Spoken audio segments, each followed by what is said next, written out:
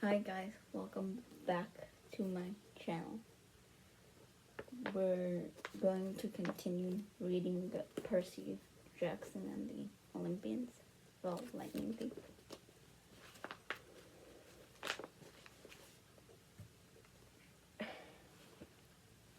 Chapter 6. I become Supreme Lord of the Bathroom. Once I got over the fact that my Latin teacher was a horse, we had a nice tour. Though I was careful not to walk behind him. I'd done pooper scooper patrol in the Macy's Thanksgiving Day parade a few times, and I'm sorry I did not trust Kyron's back end the way I trusted his front.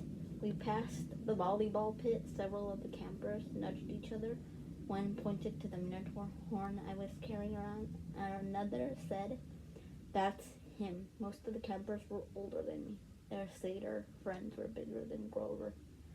All of them trotting around in orange camp half-blood t-shirts with nothing else to cover their bare, shaggy hindquarters. I wasn't normally shy, but the way they stared at me made me uncomfortable. I felt like they were expecting me to do a flip or something. I looked back at the farmhouse. It was a lot bigger than I'd realized. 4 stories tall, sky blue with white trim, like an upscale seaside resort. I was checking out the brass eagle weather vane on top when something caught my eye. A shadow in the uppermost window of the attic gable. Something had moved the curtain just for a second, and I got the distinct impression I was being watched. "What's up there?" I asked Chiron. He just looked where I was pointing and his smile faded. "Just the attic." "Somebody lives there?" "No," he said with finality. "Not a single living thing." I got the feeling he was being untruthful, but I was also sure something had moved that curtain. "Come along, Percy," Chiron said, his light-hearted tone now a little forced. "Lots to see." We walked through the strawberry fields where campers were picking bushels of berries while a satyr played a tune on a reed pipe. Chiron told me the camp grew a nice crop for export to New York restaurants and Mount Olympus. "It pays our expenses," he explained. "And the strawberries take almost no effort." He said Mr. D had this effect on fruit-bearing plants. They just went crazy when he was around. It worked best with wine grapes, but Mr. D was restricted from growing those, so they grew strawberries instead. I watched the satyr playing his pipe. His music was causing lines of bugs to leave the strawberry patch in every direction, like refugees fleeing a fire. I wondered if Grover could work that kind of magic with music. I wondered if he was still inside the farmhouse getting chewed out by Mr. D. "Grover won't get into too much trouble, will he?" I asked Chiron. "I mean, he was a good protector, really." Chiron sighed. He shed his tweed jacket and draped it over his horse's back like a saddle. "Grover has big dreams, Percy. Perhaps bigger than are reasonable. To reach his goal, he must first demonstrate great courage by succeeding as a keeper, finding a new camper and bringing him safely to Half-Blood Hill. But he did that. I might agree with you," Chiron said, "but it is not my place to judge. Dionysus and the Council of Cloven Elders must decide.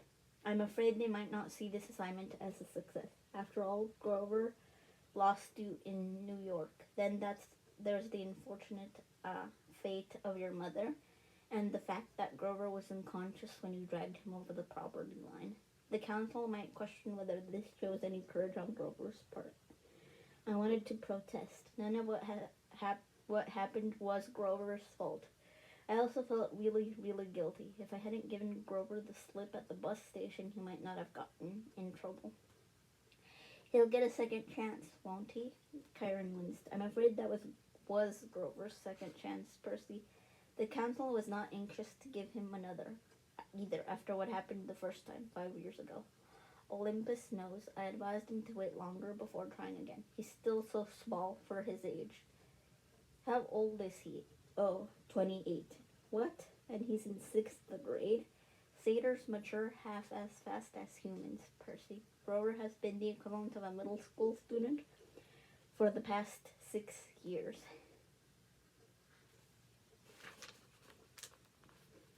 That's horrible. Quite, Chiron agreed. At any rate, Grover is a late bloomer, even by satyr standards, and not yet very accomplished at woodland magic. Alas, he was anxious to pursue his dreams. His dream. Perhaps now he will find some other career. That's not fair, I said. What happened the first time? Was it really so bad? Chiron looked away quickly. Let's move along, shall we? But I wasn't quite ready to let the subject drop.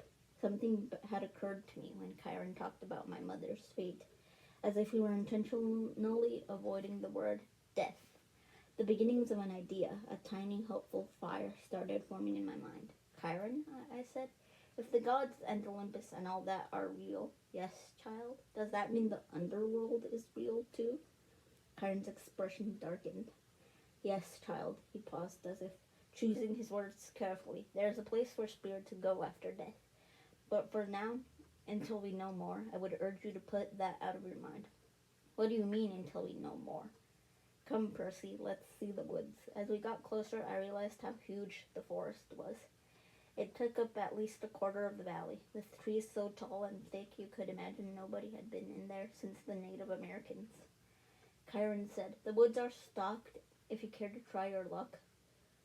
But go armed. Stocked with what? I said. I asked, armed with what? You'll see. Capture the flag is Friday night. Do you have your own sword and shield? My own? No, Chiron said. I don't suppose you do. I think a size 5 will do. I'll visit the armory later. I wanted to ask what kind of summer camp had an armory, but there was too much else to think about, so the tour continued. We saw the archery range, the canoeing lake, the stables, which Chiron didn't seem to like very much, the javelin range, the Singalong amphitheater, and the arena where Chiron said they held sword and spear fights. Sword and spear fights, I asked.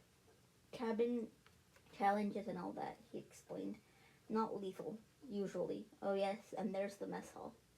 Chiron pointed to an outdoor pavilion framed in white Grecian columns on a hill overlooking the sea. There were a dozen stone picnic tables, no roof, no walls. What do you do when it rains? I asked. Chiron looked at me as if I'd gone a little weird.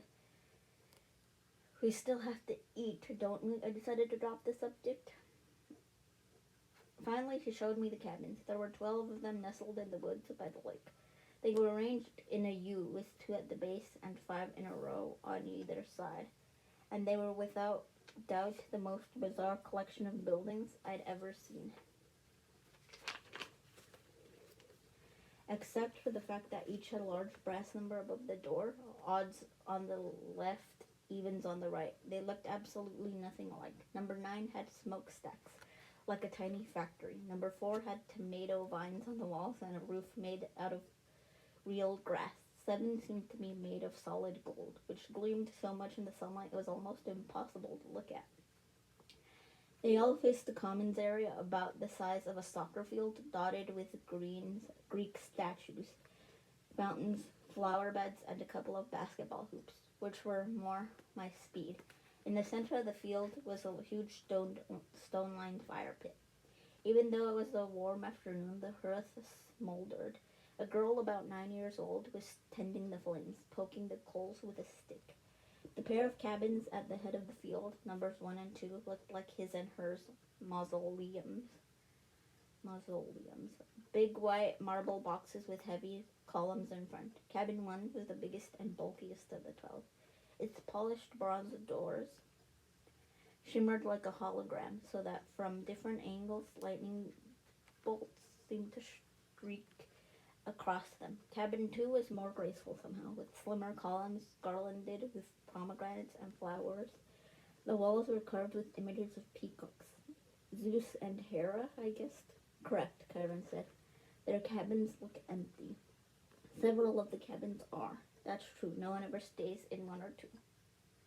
Okay, so each cabin had a different god, like a mascot. 12 cabins for the 12 Olympians, but why would some be empty?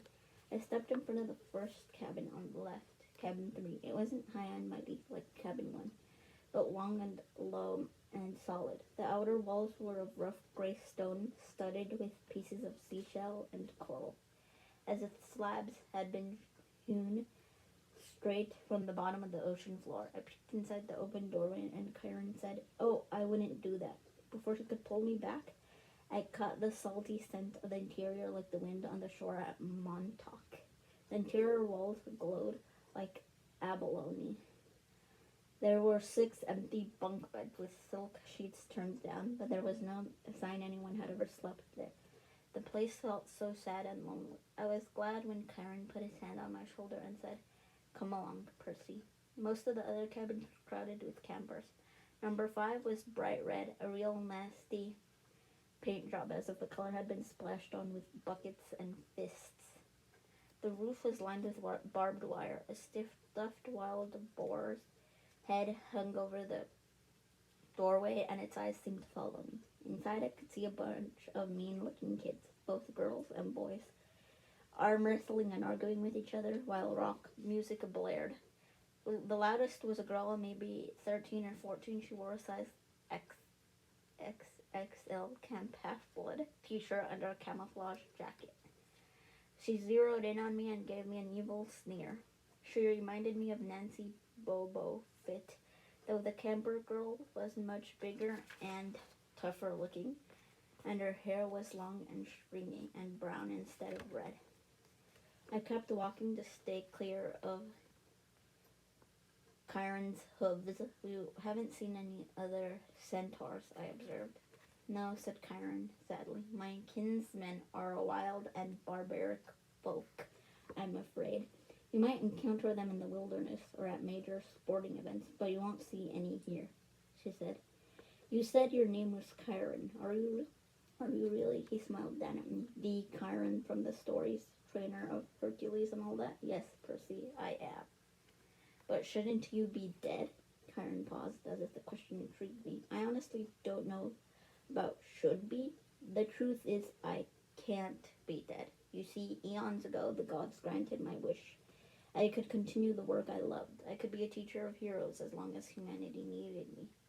I gained much from that wish, and I gave up much, but I'm still here, so I can only assume I'm still needed."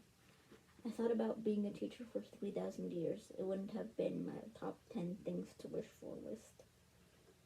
It wouldn't have made my top 10 things to wish for list. "Doesn't it ever get boring?" No, he said. "Horribly depressing at times, but never boring." "Why depressing?" Karen seemed to turn hard of hearing again. "Oh, look," he said. "Annabeth is waiting for us."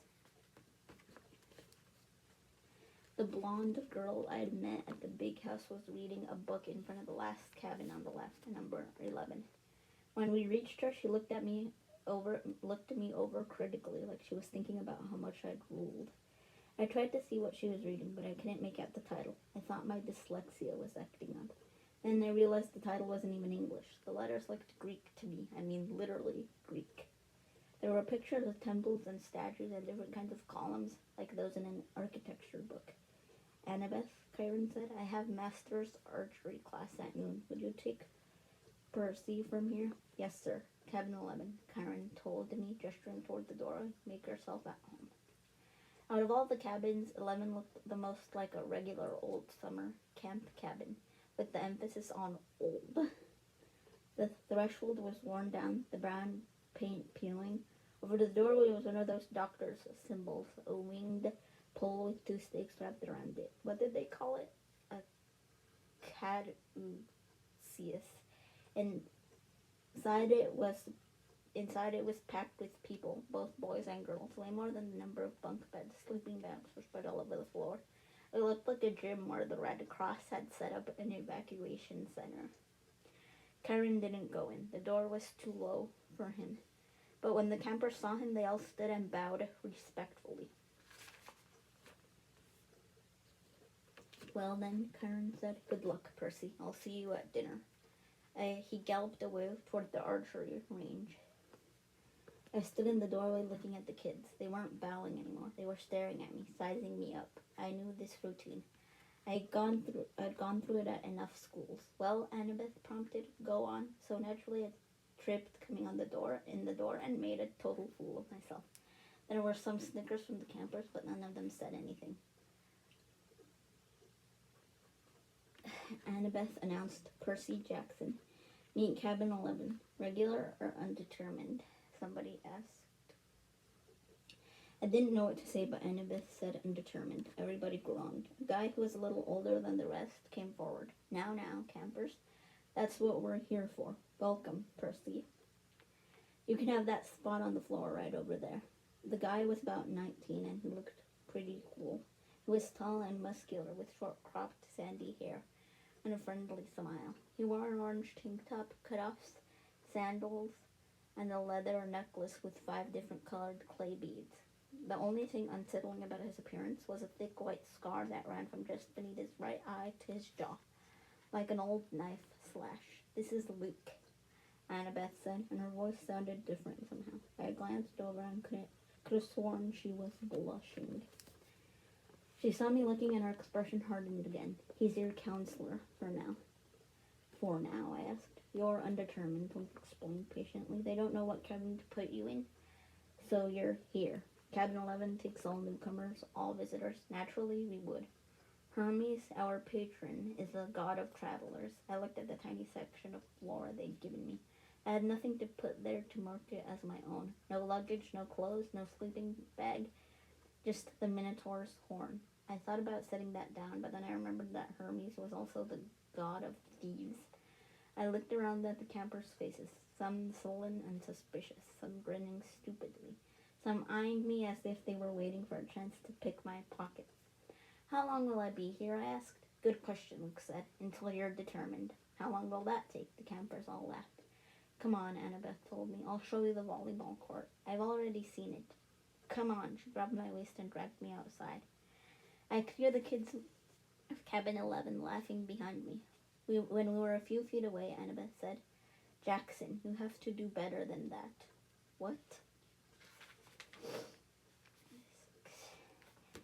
She rolled her eyes and mumbled under her breath. I can't believe I thought you were the one. What's your problem? I was getting angry now. All I know is I kill some bull guy. Don't talk like that, Annabeth told me. You know how many kids at this camp wish they'd had your chance to get killed, to fight the Minotaur. What do you think we trained for? I shook my head. Look, if the thing I fought really was the Minotaur, the same one in the stories, yes, then there's only one. Yes. And he died like a gajillion years ago, right? Theseus killed him in the labyrinth. So, monsters don't die, Percy. They can be killed, but they don't die. Oh, thanks. That clears it up. They don't have souls like you and me. You can dispel them for a while, maybe even for a whole lifetime if you're lucky, but they are primal forces. Chiron calls them archetypes. Eventually, they reform.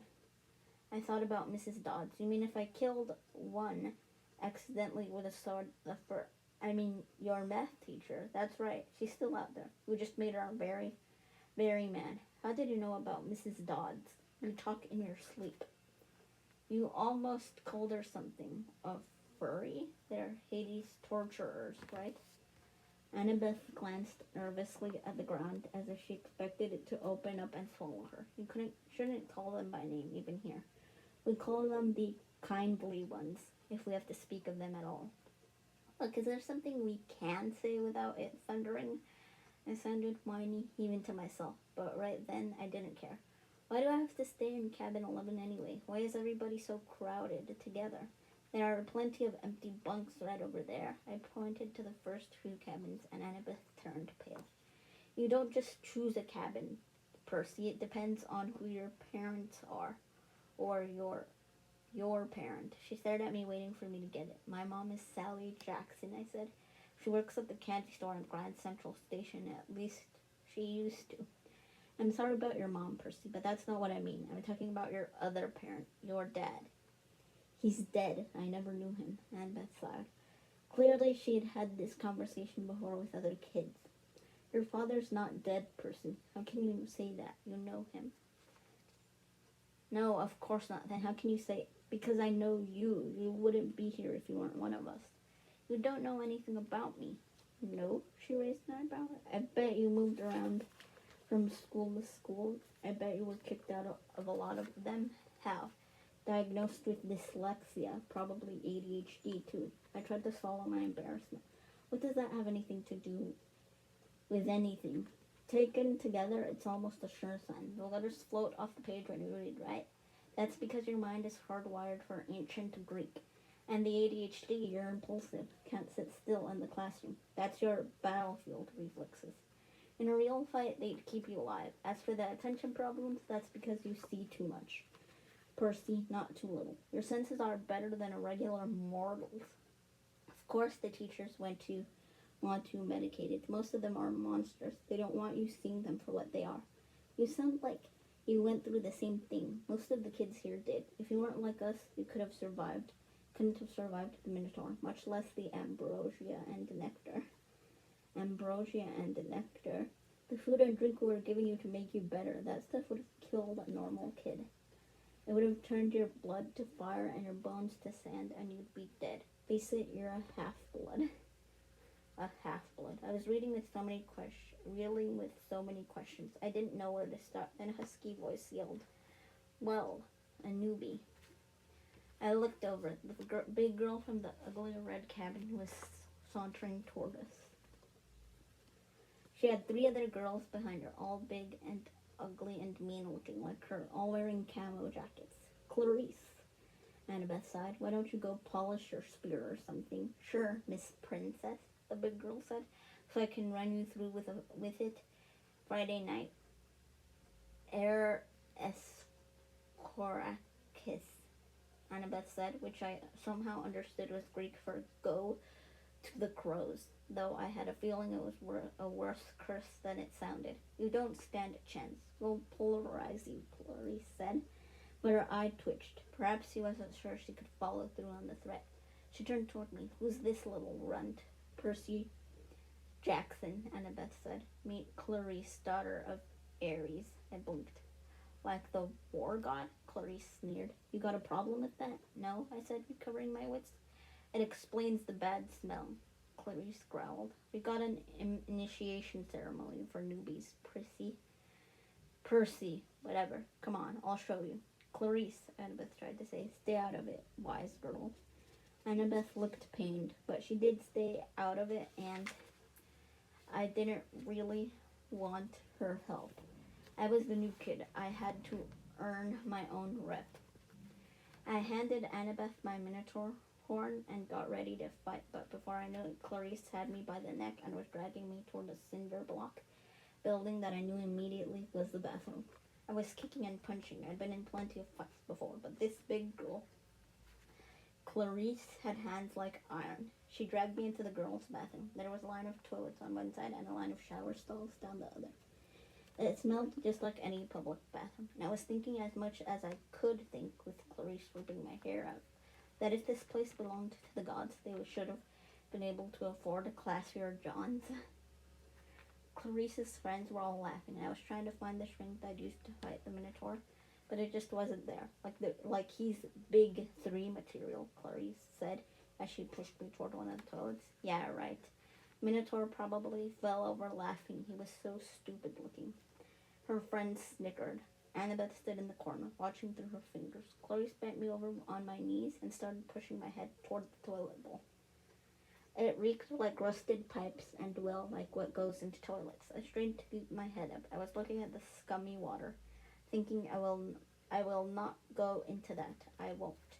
Then something happened. I felt a tug in the pit of my stomach. I heard the plumbing grumble, the pipes shudder. Clarice's grip on my hair loosened.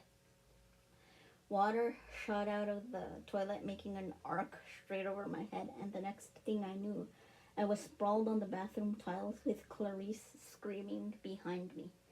I turned just as water blasted out of the toilet again, hitting Clarice straight in the face so hard it pushed her down onto her butt. The water stayed on her like the spray from a fire hose, pushing her backward. into a shower stall. She struggled, gasping, and her friends started coming toward her. But then the other toilets exploded too, and 6 more streams of toilet water blasted them back. The showers acted up too, and together all the fixtures sprayed the camouflage girls right out of the bathroom, spinning them around like pieces of garbage being washed away. As soon as they were out the door, I felt the tug in my gut lessen, and the water shut off as quickly as it had started. The entire bathroom was flooded. Annabeth hadn't been spared. She was dripping wet, but she hadn't been pushed out the door. She was standing in exactly the same place, staring at me in shock. I looked down and realized I was sitting in the only dry spot in the whole room. There was a circle of dry floor around me. I didn't have one drop of water on my clothes. Nothing. I stood up, my legs shaky. Annabeth said, How did you... I don't know. We walked to the door. Outside, Clarice and her friends were sprawled in the mud. A bunch of other campers had gathered around to gawk. Clarice's hair was flattened across her face. Her camouflage jacket was sopping, and she smelled like sewage. She gave me a look of absolute hatred. You are dead, new boy. You are totally dead. I probably should have let it go, but I said, You want to gargle with toilet water again? Clarice, close your mouth. Her friends had to hold her back. They dragged her toward cabin 5, while the other campers made way to avoid her flailing feet. Annabeth stared at me. I couldn't tell whether she was just grossed out or angry at me for dousing her. What? I demanded. What are you thinking? I'm thinking, she said, that I want you on my team for Capture the Flag. Chapter 7. My dinner goes up in smoke. Word of the bathroom incident spread immediately. Wherever I went, campers pointed at me and murmured something about toilet water. Or maybe they were just staring at Annabeth, who was still pretty much dripping wet. She showed me a few more places. The metal shop, where kids were forging their own swords. The arts and crafts room, where satyrs were sandblasting a giant marble statue of a goat man. And the climbing wall, which actually consisted of 2 facing walls that shook violently, dropped boulders, sprayed lava, and clashed together if you didn't get to the top fast enough.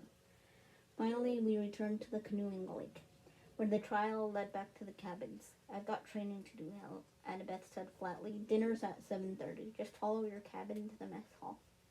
Annabeth, I'm sorry about the toilets. Whatever. It wasn't my fault. She looked at me skeptically. And I realized it was my fault. I'd made water shoot out of the bathroom fixtures. I didn't understand how, but the toilets had responded to me. I had become one with the plumbing.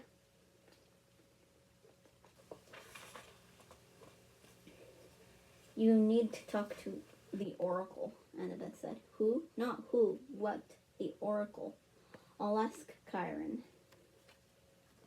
I stared into the lake, wishing someone would give me a straight answer for once. I wasn't expecting anybody to be looking back at me from the bottom. So my heart skipped a beat when I noticed 2 teenage girls sitting cross-legged at the base of the pier, about 20 feet below. They wore blue jeans and shimmering green t-shirts, and their brown hair floated loose around their shoulders as minnows darted in and out. They smiled and waved as if I were a long-lost friend. I didn't know what else to do. I waved it back. Don't encourage them, Annabeth warned. Naiads are terrible flirts. Naiads, I repeated, feeling completely overwhelmed. That's it. I want to go home now. Annabeth frowned. Don't you get it, Percy? You are home. This is the only safe place on earth for kids like us. You mean mentally disturbed kids? I mean, not human. Not totally human, anyway. Half human. Half human and half what? I think you know. I didn't want to admit it, but I was afraid I did. I felt a tingling in my limbs, a sensation I've sometimes felt when my mom talked about my dad. God, I said. Half God. Annabeth nodded. Your father isn't dead, Percy. He's one of the Olympians. That's crazy. Is it? What's the most common thing gods did in the old stories? They ran around falling in love with humans and having kids with them. Do you think they've changed their habits in the last few millennia? But those are just, I almost said myths again. Then I remembered Chiron's warning that in 2,000 years I might be considered a myth. But if all the kids here are half-gods, demigods, Annabeth said, that's the official term, or half-bloods, then who's your dad? Her hands tightened around the pier railing. I got the feeling I just trespassed on a sensitive subject. My dad is a professor at West Point, she said. I haven't seen him since I was very small. He teaches American history. He's human? What, you assume it has to be a male god who finds a human female attractive? How sexist is that? Who's your mom then? Cabin 6, meaning Annabeth straightened. Athena, goddess of wisdom and battle. Okay, I thought, why not? And my dad? Undetermined, Annabeth said. Like I told you before, nobody knows except my mother. She knew. Maybe not, Percy. Gods don't always reveal their identities. My dad would have. He loved her. Annabeth gave me a cautious look. She didn't want to burst my bubble. Maybe you're right. Maybe he'll send a sign. That's the only way to know for sure. Your father has to send you a sign claiming you as his son. Sometimes it happens. You mean sometimes it doesn't. And Beth ran her palm on the rail. The gods are busy. They have a lot of kids and they don't always, well, sometimes they don't care about us, Percy. They ignore us. I thought about some of the kids I'd seen in the Hermes cabin. Teenagers who looked sullen and depressed, as if they were waiting for a call that would never come. I known kids like that at Yancey Academy, shuffled off to boarding school by rich parents who didn't have the time to deal with them. But God should behave better. So I'm stuck here, I said. That's it. For the rest of my life? It depends, Annabeth said. Some campers only stay the summer. If you're a child of Aphrodite or Demeter, you're probably not a real powerful force. The monsters might ignore you so you can get by with a few months of summer training and live in the mortal world the rest of the year. But for some of us, it's too dangerous to leave. We're year-rounders. In the mortal world, we attract the monsters. They sense us. They come to challenge us. Most of the time, they'll ignore us until we're old enough to cause trouble, about 10 or 11 years old. But after that, most demigods either make their way here or they get killed off. A few manage to survive in the outside world and become famous. Believe me, if I told you the names, you'd know them. Some don't even realize they're demigods, but very few are like that. So monsters can't get in here, Annabeth shook her head. Not unless they're intentionally stalked in the woods or specially summoned by somebody on the inside. Why would anyone want to summon a monster? Practice fights? Practical jokes? Practical jokes. The point is the borders are sealed to keep mortals and monsters out. From the outside, mortals look into the valley and see nothing unusual. Just a strawberry farm. So, you're a year-rounder, Annabeth nodded. From under the collar of her t-shirt, she pulled a leather necklace with 5 clay beads of different colors. It was just like Luke's, except Annabeth's also had a big gold ring strung on it, like a college ring. I've been here since I was 7, she said. Every August, on the last day of summer session, you get a bead for surviving immunity. I've been here longer than most of the counselors, and they're all in college. Why did you come so young? She twisted the ring on her necklace. None of her business. Oh, I stood there for a minute in uncomfortable silence. So I could just walk out of here right now if I wanted to. It would be suicide, but you could with Mr. D's or Chiron's permission. But they wouldn't give permission until the end of the summer session unless you were granted a quest, but that hardly ever happens. The last time, her voice trailed off. I could tell from her tone that the last time hadn't gone well. Back in the sick room, I said, when you were feeding me that stuff, ambrosia. Yeah, you asked me something about the summer solstice. Annabeth's shoulders tensed. So you do know something. Well, no. Back at my old school, I overheard Grover and Chiron talking about it. Grover mentioned the summer solstice. He said something like, we didn't have much time because of the deadline. What did that mean? She clenched her fists. I wish I knew. Chiron and the satyrs, they know, but they won't tell me. Something is wrong in Olympus. Something pretty major. Last time I was there, everything seemed so normal. You've been to Olympus? Some of us year-rounders, Luke and Clarice and I, and a few others, we took a field trip during winter solstice. That's when the gods have their big annual council. But how did you get there? The Long Island Railroad, of course. You get off at Penn Station, Empire State Building. Special elevated to the 600th floor. She looked at me like she was sure I must know this already. You are a New Yorker, right? Oh, sure. As far as I knew, there were only 102 floors in the Empire State Building. But I decided to not point that out. Right after we visited, Annabeth continued, the weather got weird, as if the gods had started fighting. A couple of times since I've overheard satyrs talking. The best I can figure out is that something important was stolen. And if it isn't returned by summer solstice, there's going to be trouble. When you came, I was hoping, Athena can get along with just about anybody except for Ares. And of course, she's got the rivalry with Poseidon. But aside from that, I thought we could work together. I thought you might know something. I shook my head. I wished I could help her, but I felt too hungry and tired and mentally overloaded to ask more questions. I've got to get a quest, Annabeth muttered to herself. I'm not too young. If they would just tell me the problem. I could smell barbecue smoke coming from somewhere nearby. Annabeth must have heard my stomach growl. She told me to go on. She'd catch me later. I left her on the pier, traced her finger across the rail as if drawing a battle plan. Back at Cabin 11, everybody was talking and horsing around, waiting for dinner. For the first time, I noticed that a lot of the campers had similar features. Sharp noses, upturned eyebrows, mischievous smiles. They were the kind of kids that teachers would peg as troublemakers. Thankfully, nobody paid much attention to me as I walked over to my spot on the floor and plopped down with my Minotaur thorn. The counselor, Luke, even came over. He had the Hermes family resemblance, too. It was marred by the scar on his right cheek, but his smile was intact. Found you a sleeping bag, he said. And here, I stole you some toiletries from the camp store. I couldn't tell if he was kidding about the stealing part. I said, thanks. No problem. Luke sat next to me and pushed his back against the wall. Tough first day. I don't belong here, I said. I don't even believe in gods. Yeah, he said. That's how we all started. Once you start believing in them, it doesn't get any easier. The bitterness in his voice surprised me, because Luke seemed like a pretty easygoing guy. He looked like he could handle just about anything. So your dad is Hermes, I asked. He pulled a switchblade out of his back pocket, and for a second I thought it was going to gut me, but he just gripped the mud of the sole of his sandal. Off the sole of his sandal. Yeah, Hermes. The wing-footed messenger guy. That's him. Messengers, medicine, travelers, merchant, thieves, anybody who uses the road. That's why you're here, enjoying Cabin 11's hospitality. Hermes isn't picky about who he sponsors. I figured Luke didn't mean to call me a nobody. He just had a lot on his mind. You ever meet your dad, I asked. Once. I waited, thinking that if he wanted to tell me, he'd tell me. Apparently, he didn't. I wondered if the story had anything to do with how he got his scar. Luke looked up and managed to smile. Don't worry about it, Percy.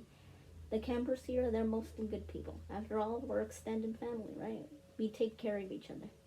He seemed to understand how lost I felt, and I was grateful for that, because an older guy like him, even if he was a counselor, should have steered clear of an uncool middle schooler like me. But Luke had welcomed me into the cabin. He'd even stolen me some toiletries, which was the nicest thing anybody had done for me all day.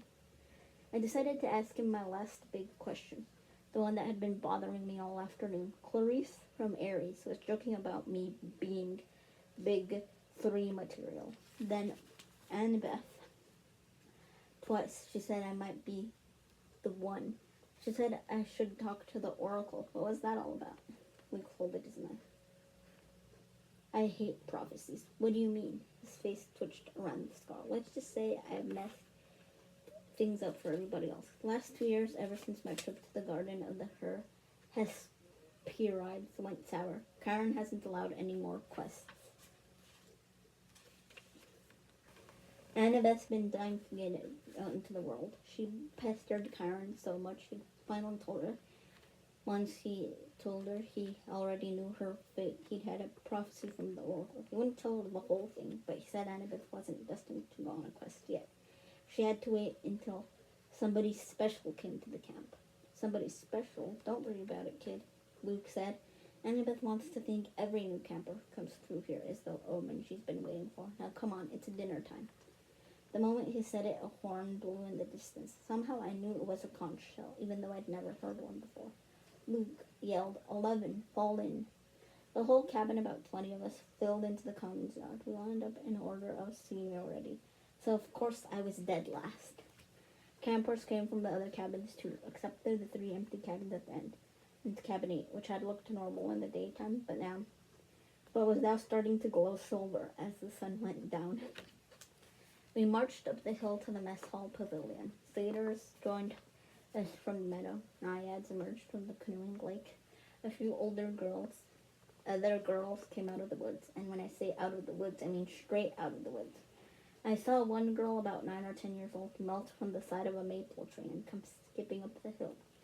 In all, there were maybe 100 campers, a few dozen satyrs, and a dozen sorted wood nymphs and naiads. At the pavilion, torches blazed around the marble columns. A central fire burned in a bronze brazier the size of a bathtub. Each cabin had its own table, covered in white cloth, trimmed in purple. 4 of the tables were empty, but cabin 11's was way overcrowded. I had to squeeze onto the edge of a bench with half my butt hanging off. I saw Grover sitting at table 12 with Mr. D, a few satyrs, and a couple of plump blonde boys who looked just like Mr. D. Chiron stood to one side, the picnic table being way too small for a centaur. I noticed that at table 6 with a bunch of serious-looking athletic kids, all with her gray eyes and honey blonde hair. Clarice sat behind me at Aries' table. She'd apparently gotten over being hosed down because she was laughing and belching red alongside her friends. Finally, Chiron pounded his hoof against the marble floor of the pavilion, and everybody fell silent. He raised a glass to the gods. Everybody else raised their glasses to the gods. Wood nymphs came forward with platters of food. Grapes, apples, strawberries, cheese, fresh bread, and yes, barbecue. My glass was empty, but Luke said, "Speak to it. Whatever you want, non-alcoholic, of course." I said, "Cherry Coke." A glass filled with sparkling caramel liquid. Then I had an idea. Blue cherry Coke. The soda turned a violent shade of cobalt.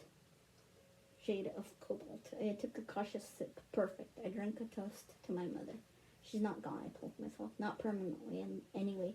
She's in the underworld, and if that's a real place, then someday. Here we go, Percy, Luke said, handing me a platter of smoked brisket. I loaded my plate. I was about to take a big bite when I noticed everybody getting up, carrying their plates toward the fire in the center of the pavilion. I wondered if they were going for dessert or something. "Come on," he told me. As I got closer, I saw that everyone was taking a portion of their meal and dropping it into the fire. The ripest strawberry, the juiciest slice of beef, the warmest, most buttery roll. Luke murmured in my ear, "Burnt offerings for the gods. They like the smell." "You're kidding." His look warned me to not take this lightly. But I couldn't help wondering why an immortal, all-powerful being would like the smell of burning food. Luke approached the fire, bowed his head, and tossed in a cluster of fat red grapes. Hermes. I was next. I wished I knew what God's name to say. Finally, I made a silent plea. "Whoever you are, tell me, please." I scraped a big slice of brisket into the flame. When I caught a whiff of the smoke, I didn't gag. It smelled nothing like burning food. It smelled of hot chocolate and fresh-baked brownies, hamburgers on the grill, and wildflowers, and 100 other good things that shouldn't have gone well together. But did. I could almost believe the gods could live off that smoke. When everybody had returned to their seats and finished eating their meals, Chiron pounded his hoof again. For our attention. Mr. D got up with a huge sigh. "Yes, I suppose I'd better say hello to all you brats." "Well, hello. Our activities director, Chiron, says the next capture the flag is Friday. Cabin 5 presently holds the laurels." A bunch of huge cheering rose from the Aries table. "Personally," Mr. D continued, "I couldn't care less. But congratulations. Also, I should tell you that we have a new camper today. Peter Johnson." Chiron murmured something. Percy Jackson," Mr. D corrected. "That's right. Hoorah and all that. Now run along to your silly campfire. Go on." Everybody cheered. We all headed down toward the amphitheater where Apollo's cabin had led a sing-along. We sang camp songs about the gods and ate s'mores and joked around. And the funny thing was, I didn't feel that anyone was staring at me anymore. I felt that I was home. Later in the evening, when the sparks from the campfire were curling into a starry sky, The conch horn blew again, and we all filed back to our cabins. I didn't realize how exhausted I was until I collapsed on my borrowed sleeping bag. My fingers curled around the Minotaur's horn. I thought about my mom, but I had good thoughts. Her smile, the bedtime stories she would read to me when I was a kid, the way she would tell me not to let the bed bugs bite. When I closed my eyes, I fell asleep instantly. This was my first day at Camp Half-Blood, and I wish I'd known how briefly I would get to enjoy my new home. That is the end of chapter 7.